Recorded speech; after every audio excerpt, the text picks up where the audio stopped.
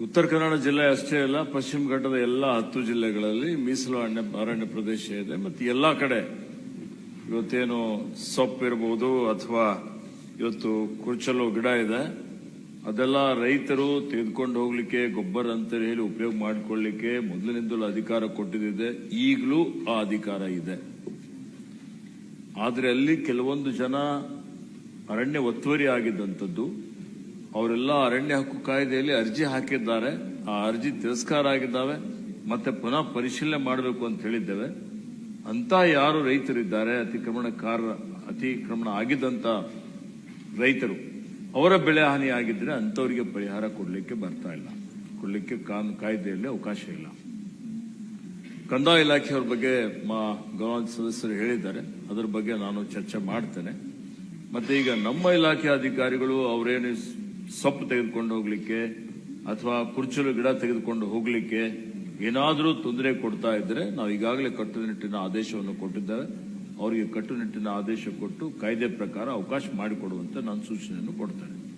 ಇಂಥ ಮೀಸಲು ಅರಣ್ಯ ಪ್ರದೇಶದಲ್ಲಿ ಅಲ್ಲಿ ಅವರು ವಾಸ್ತವ್ಯ ಮಾಡಲಿಕ್ಕೆ, ಮನೆ ಕಟ್ಟಿಕೊಳ್ಳಲಿಕ್ಕೆ ನಾನು ಅಧಿಕಾರಿಗಳ ಜೊತೆ ಚರ್ಚೆ ಮಾಡಿದಂತಹ ಸಂದರ್ಭದಲ್ಲಿ ನಮ್ಮ ಕಾಯ್ದೆ ಪ್ರಕಾರ ಅವಕಾಶವಿಲ್ಲ. ಅವರು ಬಂದು ತೆಗೆದುಕೊಂಡು ಹೋಗ್ಬೋದು. ಅವ್ರ ದನಕರುಗಳನ್ನು ಇವತ್ತು ಮೇವುಗಳನ್ನು ತೆಗೆದುಕೊಂಡು ಹೋಗುವಂಥದ್ದಕ್ಕೆ ಅವಕಾಶ ಇದೆ. ಮಾನವ ಹಾನಿ ಮತ್ತು ಪ್ರಾಣಿ ಸಂಘರ್ಷದ ಬಗ್ಗೆ ಮಾನ್ಯ ಭೋಜೇಗೌಡರು ಬಹಳ ಸವಿಸ್ತಾರವಾಗಿ ಮಾತನಾಡಿದ್ದಾರೆ. ಸತ್ಯ ಇದೆ, ಸುಮಾರು ವರ್ಷದಿಂದ ಇವತ್ತು ಈ ಮಾನವ ಪ್ರಾಣಿ ಸಂಘರ್ಷ ದಿನೇ ದಿನೇ ಜಾಸ್ತಿ ಆಗ್ತಾ ಇದೆ. ಬಹಳಷ್ಟು ಕಾರಣಗಳಿದ್ದಾವೆ ಮಾನ್ಯ ಸಭಾಪತಿಗಳೇ, ಎಲ್ಲರ ಗಮನದಲ್ಲಿದೆ. ಇವತ್ತು ಈಗ ನಾವು ಹೊಸದಾಗಿ ಇವತ್ತು ವನ್ಯಜೀವಿಗಳ ಸಂರಕ್ಷಣೆ ಮಾಡ್ತಾ ಇದ್ದೀವಿ. ಹೀಗಾಗಿ ಆನೆಗಳ ಸಂಖ್ಯೆ ಜಾಸ್ತಿ ಆಗಿದೆ, ಹುಲಿಗಳ ಸಂಖ್ಯೆ ಜಾಸ್ತಿ ಆಗಿದೆ, ಚಿರತೆಗಳ ಸಂಖ್ಯೆ ಜಾಸ್ತಿ ಆಗಿದೆ. ಇವತ್ತು ಕರ್ನಾಟಕ ರಾಜ್ಯದಲ್ಲಿ ಸುಮಾರು 6,395 ಆನೆಗಳಿದ್ದಾವೆ. ಇಡೀ ರಾಜ್ಯದಲ್ಲಿ ಎಲ್ಲಕ್ಕಿಂತ ಜಾಸ್ತಿ ಆನೆ ಕರ್ನಾಟಕ ರಾಜ್ಯದಲ್ಲಿ ಇದ್ದಾವೆ. ದೇಶದಲ್ಲಿ 563 ಹುಲಿಗಳಿದ್ದಾವೆ.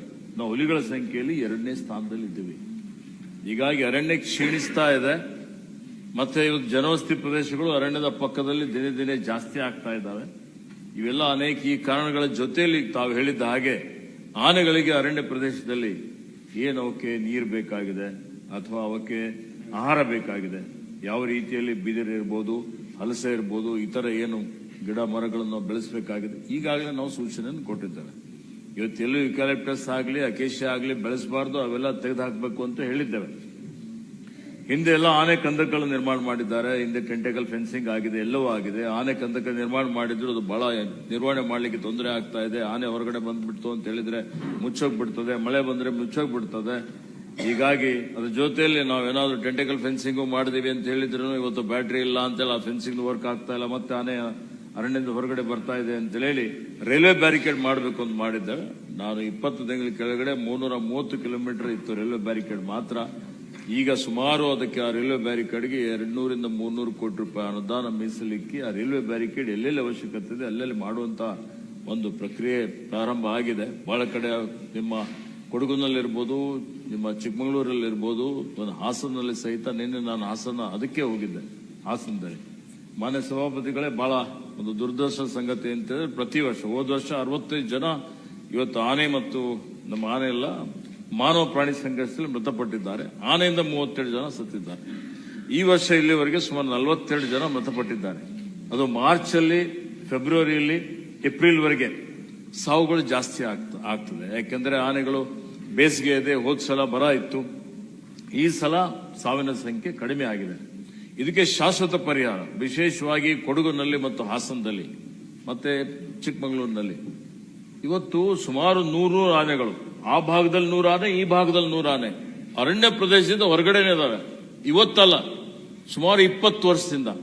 ಮತ್ತೆ ಈ ಆನೆಗಳ ನಾವು ಸೆರೆ ಹಿಡಿಬೇಕು. ಸೆರೆ ಹಿಡಿದು ಕಾರ್ಯಾಚರಣೆ ಮಾಡಿ ಅವಕ್ಕೆ ಒಯ್ದು ಅರಣ್ಯದಲ್ಲಿ ಬಿಡಬೇಕು. ಅವು ಕೇರಳದಲ್ಲಿ ಬಿಟ್ಟಿರೋ ಸಹಿತ ಆನೆಗಳು ಎಷ್ಟು ಅವಕ್ಕೆ ಮೆಮೊರಿ ಪವರ್ ಇದೆ ಅಂದ್ರೆ 6 ತಿಂಗಳು ಬಿಟ್ಟು, 1 ವರ್ಷ ಬಿಟ್ಟು ಮತ್ತೆ ಅದೇ ಸ್ಥಾನದಲ್ಲಿ ಬರ್ತವೆ. 80ರ ದಶಕದಲ್ಲಿ ಸುಮಾರು 20-25 ಆನೆಗಳು ಸೆರೆ ಹಿಡಿದು ಬೇರೆ ಕಡೆ ಬಿಟ್ಬಿಟ್ಟಿದ್ರು, ಮತ್ತೆ ಬಂದಿದ್ದಾವೆ. 90ರ ದಶಕದಲ್ಲೂ ಬಿಟ್ಟಿದ್ರು, ಹಿಂದಿನ ಸರ್ಕಾರದಲ್ಲೂ ಬಿಟ್ಟಿದ್ರು, ಮತ್ತೆ ಅದೇ ಪ್ರದೇಶದಲ್ಲಿ ವಾಪಸ್ ಬಂದ್ಬಿಟ್ಟಿದ್ದಾವೆ ಆನೆಗಳು.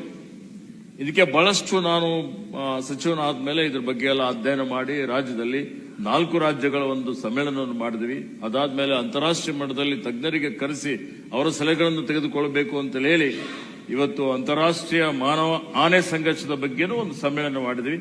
ಆ ಸಮ್ಮೇಳನದಲ್ಲಿ ಅನೇಕ ಜನ ತಜ್ಞರು ಅದರಲ್ಲಿ ಭಾಗವಹಿಸಿ ಏನು ಆನೆಗಳ ಬಿಹೇವಿಯರ್ ಅಲ್ಲಿ ಏನಾದರೂ ಬದಲಾವಣೆ ಆಗಿದೆಯಾ, ಯಾಕೆ ಈ ರೀತಿ ಜಾಸ್ತಿ ಆಗ್ತಾ ಇದೆ, ಅದರ ಬಗ್ಗೆನೂ ನಾವು ಒಂದು 4 ಸಂಸ್ಥೆಗಳ ವತಿಯಿಂದ ಇಂಡಿಯನ್ ಇನ್ಸ್ಟಿಟ್ಯೂಟ್ ಆಫ್ ಸೈನ್ಸ್ ಮತ್ತೆ WWF ಹೀಗೆ ಒಂದು 4 ಸಂಸ್ಥೆಗಳಿಗೆ ಜವಾಬ್ದಾರಿಯನ್ನು ಒಪ್ಪಿಸಿ ಅವ್ರ ಕಡೆಯಿಂದ ಇವತ್ತು ನಾವು ಒಂದು ವರದಿಯನ್ನು ಪಡಿಬೇಕು ಅಂತ ಹೇಳಿ ಆ ತೀರ್ಮಾನವನ್ನು ನಾವು ಮಾಡಿದ್ದೇವೆ. ಈಗ ಹೊಸದಾಗಿ ನಾನು ಸನ್ಮಾನ್ಯ ಮುಖ್ಯಮಂತ್ರಿಗಳಿಗೆ ವಿನಂತಿ ಮಾಡಿದ್ದೇನೆ, ಇದಕ್ಕೆ ಜಾಸ್ತಿ ಅನುದಾನ ಬೇಕಾಗ್ತದೆ ಅಂತ ಹೇಳಿ ಈ ಒಂದು ಆಯವ್ಯಯದಲ್ಲಿ ಘೋಷಣೆ ಮಾಡಲಿಕ್ಕೆ ಒಂದು ಪ್ರಸ್ತಾವನೆಯನ್ನು ಕೊಟ್ಟಿದ್ದೇವೆ. ಇವತ್ತು ಭದ್ರಾ ಅಭಯಾರಣ್ಯದಲ್ಲಿ ಒಂದು ಸಾಫ್ಟ್ ರಿಲೀಸ್ ಸೆಂಟರ್ ಮಾಡಬೇಕು ಅಂತ ಹೇಳಿ.